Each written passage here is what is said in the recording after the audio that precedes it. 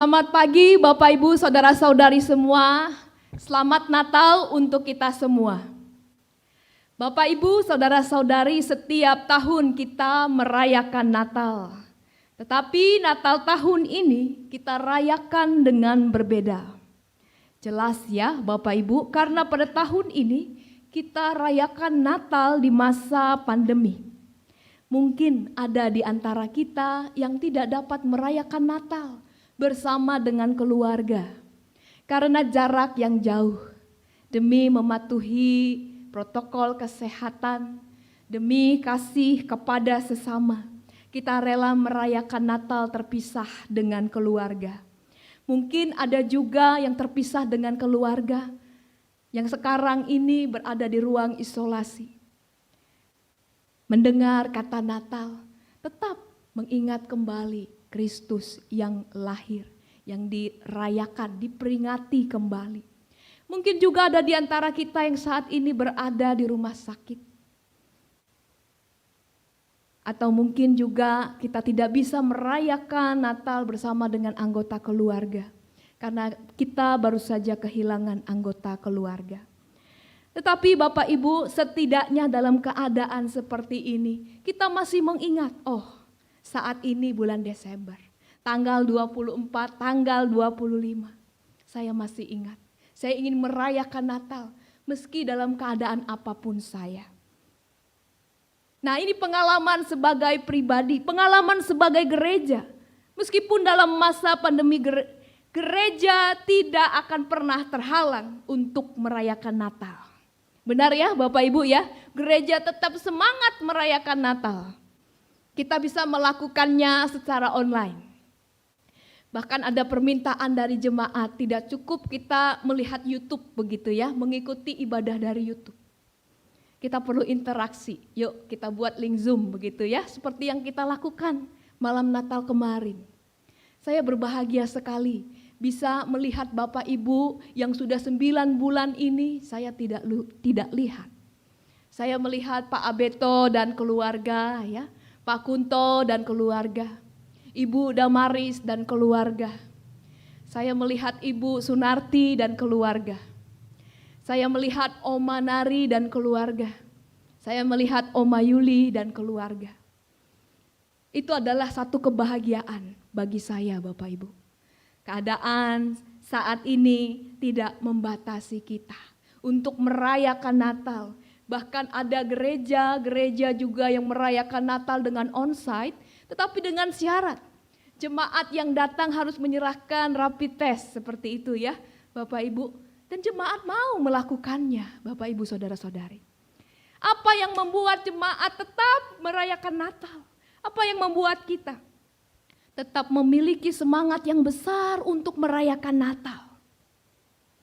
Jangan sampai jawaban kita karena memang Natal itu ya sudah kewajiban sebagai orang Kristiani harus merayakan Natal. Atau Natal dianggap sebagai tradisi yang terus-menerus dilestarikan. Nah, jangan sampai kita berpikiran seperti ini Bapak Ibu. Ya. Apa yang membuat kita tetap bersemangat merayakan Natal? Saya mau katakan bahwa alasan yang hakiki mengapa kita merayakan Natal adalah karena Natal adalah peristiwa besar. Apanya yang besar? Ya, saya mengatakan peristiwa besar karena dalam peristiwa ini Allah yang maha kudus, Allah yang maha tinggi, Allah yang maha agung itu mau turun. Ia mau menjadi sama seperti kita di dalam Yesus Kristus. Bapak Ibu Saudara-saudari, Allah yang menjadi manusia, itulah yang kita rayakan di dalam Natal. Allah yang dengan kasih-Nya menemui kita, orang-orang yang membutuhkan kasih-Nya. Saya mengatakan ini peristiwa besar karena apa? Karena peristiwa ini jarang terjadi. Dalam sepanjang sejarah hidup manusia di bumi ini, Allah menjadi manusia hanya sekali. Dalam seluruh riwayat alam semesta, Allah menjadi manusia hanya sekali. Peristiwa ini tidak akan terulang untuk yang kedua kalinya, ketiga kalinya.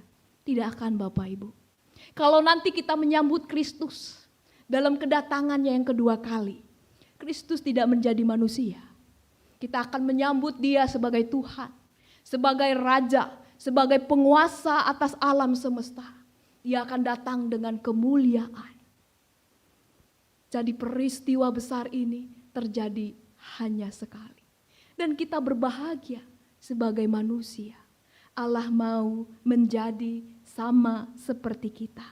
Dan ini patut dirayakan Bapak Ibu. Tidak bisa tidak.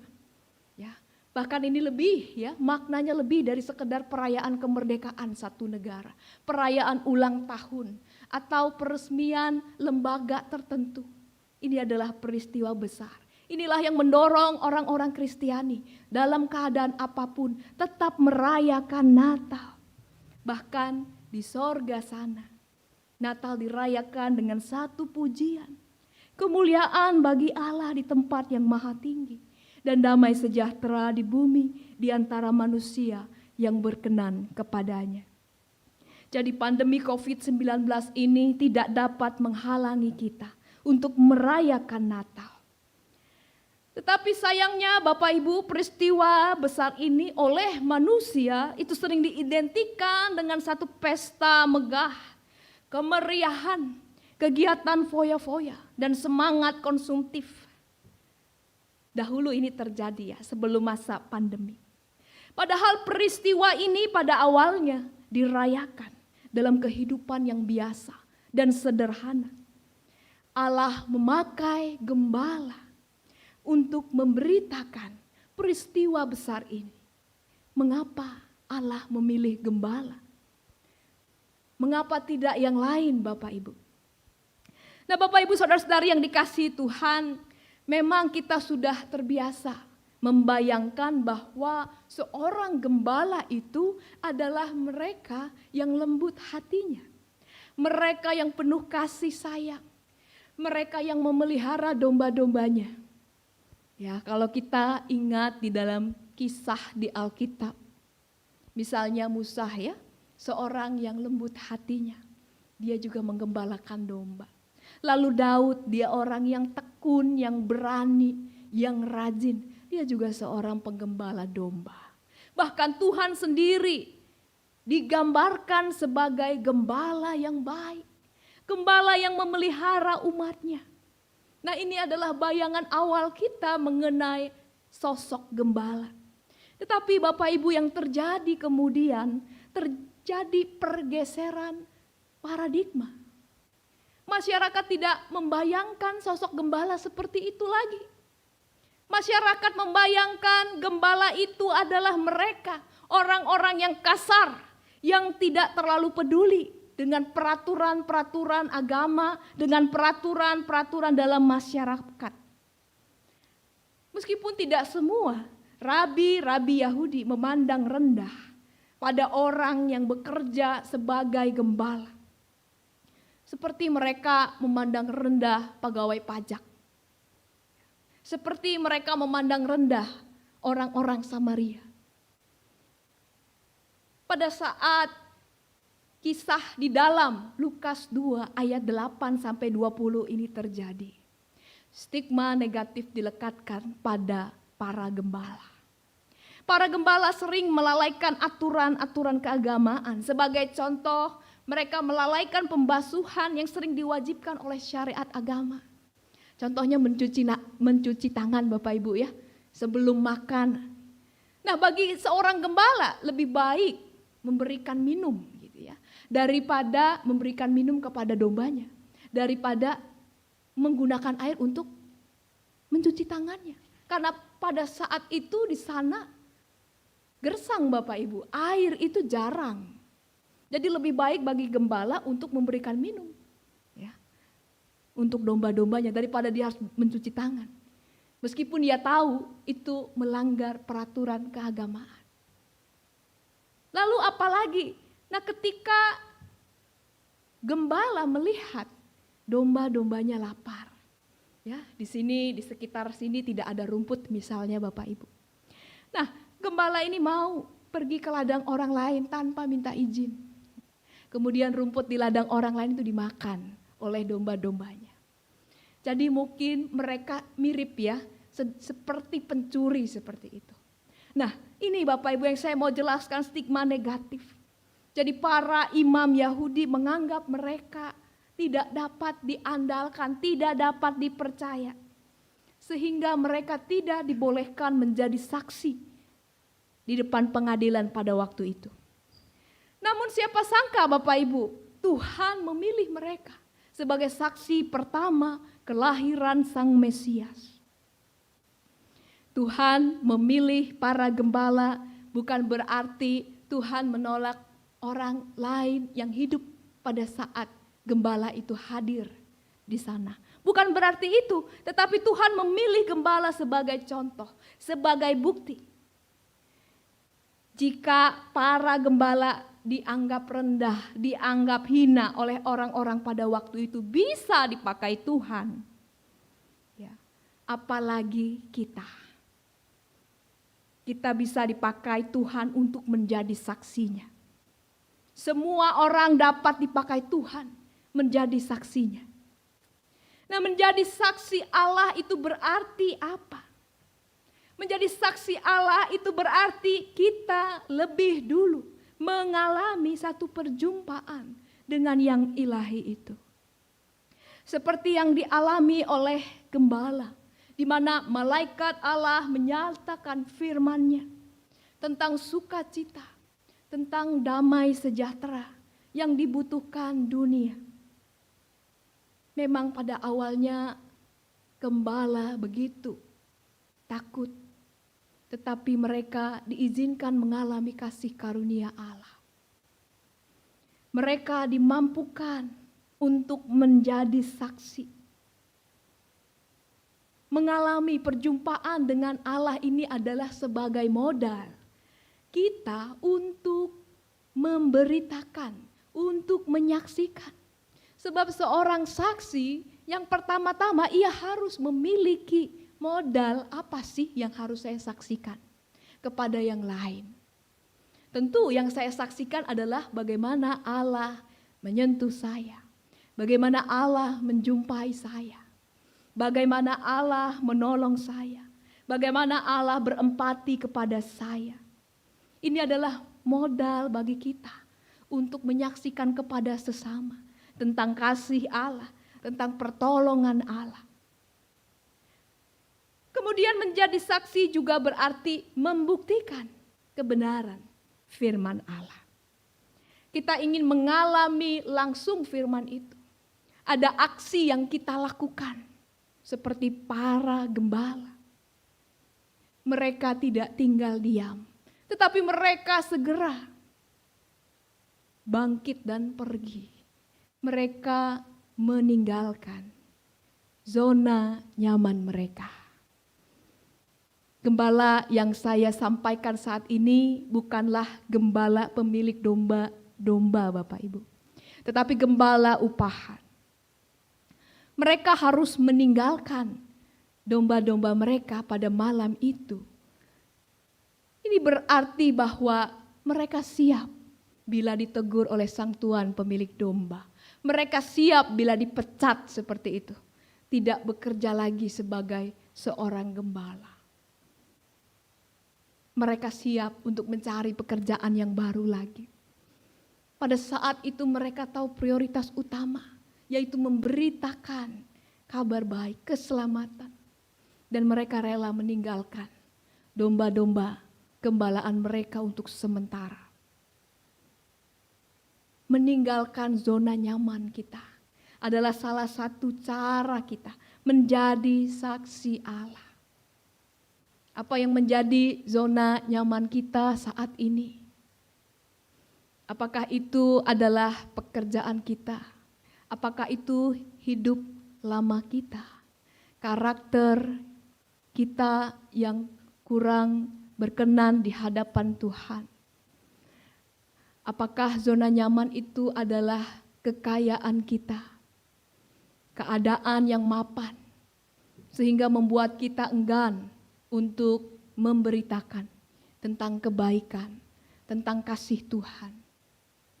Mari kita melihat kembali, kita dapat meneladani para gembala untuk mencari kebenaran, Dan akhirnya dengan memperhatikan tanda yang disampaikan oleh malaikat Tuhan, para gembala menemui Maria, Yusuf, dan bayi yang berbaring di dalam palungan. Kemudian menjadi saksi itu berarti menyampaikan kabar baik kepada dunia. Semua orang mendengarkan apa yang disampaikan oleh gembala, termasuk Maria dan juga Yusuf. Dan saya yakin ada juga orang-orang di sekitar Maria dan Yusuf pada waktu itu, tetapi tidak tercatat di dalam Alkitab kita. Mereka dengan heran, dengan kagum mendengar kesaksian dari para gembala itu. Menyampaikan kabar baik pada saat sekarang ini. Kita dapat lakukan dengan perkataan kita. Kita dapat memberikan semangat kepada yang lemah, kepada yang putus asa. Menyampaikan kabar baik juga dengan gaya hidup kita sebagai orang percaya. Kita tetap penuh pengharapan dalam keadaan dunia yang sulit, yang sukar dan penuh penderitaan ini. Menyampaikan kabar baik juga dapat kita lakukan dengan karya hidup kita. Sebagai seorang pekerja, sebagai seorang ibu rumah tangga, sebagai seorang mahasiswa, sebagai seorang pelajar, dalam melakukan tugas dan tanggung jawab kita, sesungguhnya kita menunjukkan kesaksian tentang Allah yang menyertai kita. Nah, hasilnya Bapak Ibu dari kesaksian ini adalah para gembala itu. Mereka tetap menjadi gembala, tetapi ada sesuatu yang berubah dalam hidup mereka. Mereka mengalami satu sukacita yang belum pernah mereka alami sebelumnya. Martabat mereka dipulihkan. Mereka yang dulu tidak dipercaya, kini dipercaya oleh Allah untuk menyampaikan kabar baik. Mereka memuji Allah. Mereka merasakan damai sejahtera. Kalau pada waktu lalu oleh stigma negatif orang-orang Yahudi, mereka tidak merasakan damai sejahtera. Tetapi kini mereka mengalami damai sejahtera itu. Bapak Ibu saudara-saudari yang dikasihi Tuhan, kita sebagai orang-orang percaya dipanggil Allah untuk menjadi saksinya. Ingatlah bahwa gembala saja, mereka yang mungkin merasa rendah diri, merasa tidak mampu, merasa berdosa, mereka yang dianggap remeh oleh orang-orang di sekitarnya, dipercaya oleh Tuhan, apalagi kita. Jadi mari Bapak Ibu kita menyambut suara Tuhan ini. Kita menyediakan diri menjadi saksi Tuhan. Tuhan, mari pakai saya. Jangan katakan dulu saya tidak rajin ibadah, dulu saya karakternya kurang baik, saya kurang terampil. Kita tidak perlu lagi menyebut alasan ini Bapak Ibu. Karena Allah percaya kepada kita untuk menjadi saksinya. Lalu kita juga diajak untuk pergi ke Bethlehem. Seperti gembala yang menjumpai Yesus di Bethlehem. Artinya kita diajak menjumpai Yesus. Mungkin bukan di satu tempat. Kalau ke Bethlehem jauh ya Bapak Ibu ya. Dari sini ya. Wah, bisa sehari perjalanan naik pesawat kan. Seperti itu. Tapi kita tidak disuruh ke sana. Ini adalah sebuah kiasan bahwa kita harus menjumpai Yesus. Di dalam orang-orang yang kita cintai. Kita harus menjumpai Yesus di dalam orang-orang yang kita layani. Bahkan kita harus mencari menemukan Yesus di dalam diri kita. Untuk kita saksikan kepada sesama. Untuk kita beritakan bahwa keselamatan yang dari Tuhan telah tiba. Rahmat Tuhan bagi manusia tidak berhenti. Mari Bapak Ibu saudara-saudari yang dikasihi Tuhan, kita menjadi saksi Tuhan. Allah tidak ingin kita sebagai anaknya hanya mengalami perjumpaan saja, mengalami berkat-berkat Tuhan saja. Tetapi ada satu tugas yang harus kita lakukan dalam dunia ini. Kita harus menjadi saksi Kristus, siapapun kita, dimanapun kita. Mengapa kita harus menjadi saksi Kristus? Karena keselamatan yang dianugerahkan oleh Allah Bapa di dalam Yesus Kristus bukan untuk kita pribadi. Tapi keselamatan itu dianugerahkan untuk dunia ini, Bapak Ibu.